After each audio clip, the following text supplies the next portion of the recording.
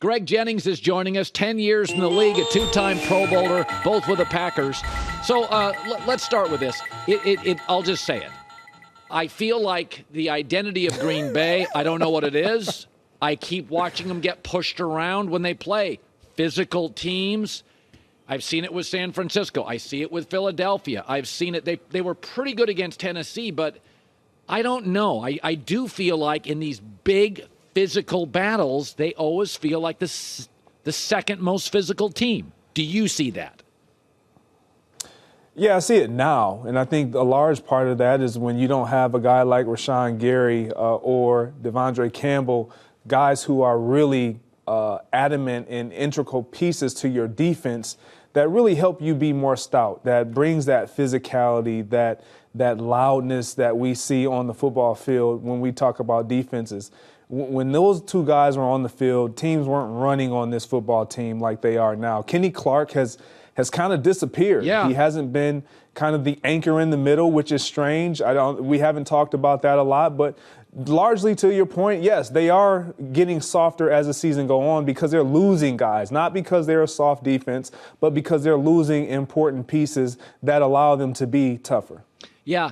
Jordan Love played last night. What did you see, Greg? I loved everything about what I saw. And one of the reasons why I believe he played so well, even though it was, again, a small sample size, was he's never been in a position where there's no high expectations. There's no pressure on Jordan Love right now because this is not a 13-win team. This is not a Aaron Rodgers coming off back-to-back and performing like he's going to go back-to-back-to-back MVP type of play performance-wise. So there's really no pressure of Jordan Love to perform at a high level or to be the guy that we see, can he do it? He's just out there playing ball, and you can tell that he's put time in with these guys that he's on the field with. He's been on the sideline, not just taking notes, but absorbing a lot of information. He looked very comfortable. He looked like he was throwing on time. There's a couple plays on that final, after the touchdown throw he threw to Christian Watson, which was great, that just made me wonder, I think he has it. Yeah. A pass in particular to Alan Lazard that was in a window where he threw it kind of behind, and if you're a novice fan, you're like, you got to get that ball out front. Well, he didn't. He threw it exactly where he needed to throw it for his receiver to be protected. I liked a lot of what I saw out of Jordan Love last night. Yeah, no, so did I. So explain this to me. I always felt this a little bit with Eli Manning. I feel it with Justin Herbert. I felt it for years with Russell Wilson. Some quarterbacks are better in the 2-minute drill. Explain how that's possible when there's more pressure. Often they know you're throwing it. Here comes the pass rush. You probably have less design plays. You got a smaller package to work with. And I watch Herbert, and I'm like, that's his fourth time I've watched him just overcome stuff down the stretch. You've been in these huddles, and then the 2-minute drill is harder and faster and quicker, and there's hand signals. Explain how you could be better with that.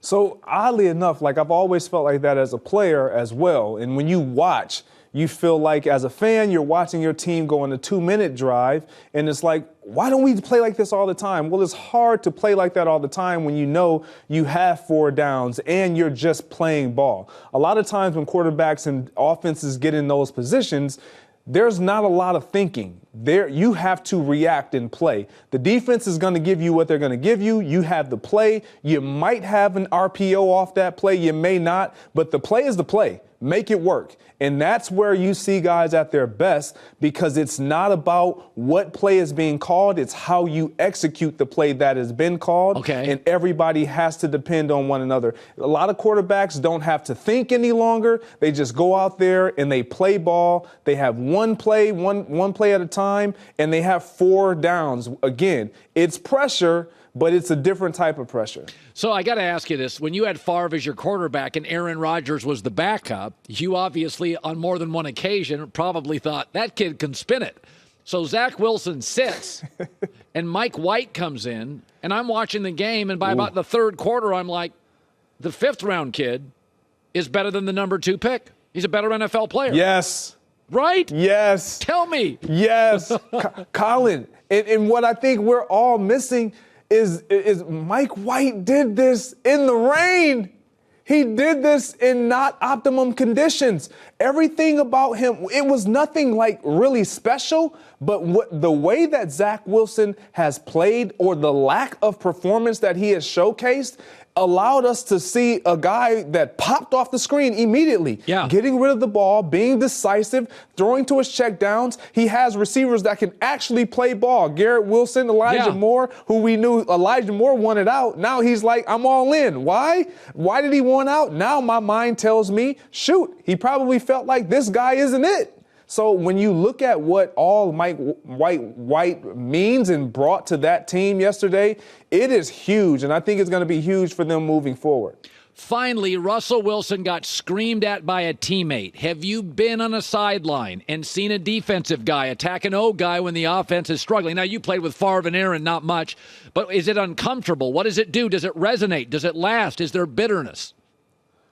Oh, yeah. That you have to.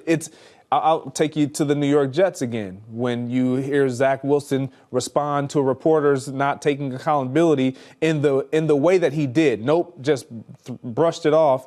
Like, guys are going to react to that. The locker room starts to talk. As a head coach, as coaches, as execs, you have to listen to the greater majority of that locker room. When you see guys who don't lash out the way that we saw yesterday with Denver, defensively coming at your guy who we've heard Nathaniel Hackett at the beginning of the season talk about how this was all about Russell Wilson. And Russell Wilson, we're going to make sure that he's good. We're going to make sure that he has what he needs. This is about Russell Wilson. Well, when you're asking a guy or you're making it about a guy that is not allowing us to win, who is not being an effective part of why we should be winning, but he is being an effective part of why we are not winning, you're going to start getting outlashes like this, and you're going to have to start addressing it from a team perspective. You're going to have to listen to what they're saying in that locker room. Again, Denver is in a tough situation because you paid Russell Wilson a ton of money to come there and produce. He has not produced. Guys get frustrated when you see a price tag on an individual. And again, guys aren't trying to count each other's money, but when you see a guy making the amount of money that Russell Wilson is making and he's performing the way that Russell Wilson is performing, is very problematic. Hi, everybody. Thanks for watching. Subscribe here to get the latest from the show. Also, be sure to check out more of the best clips from The Herd or go watch a few segments from other shows on FS1.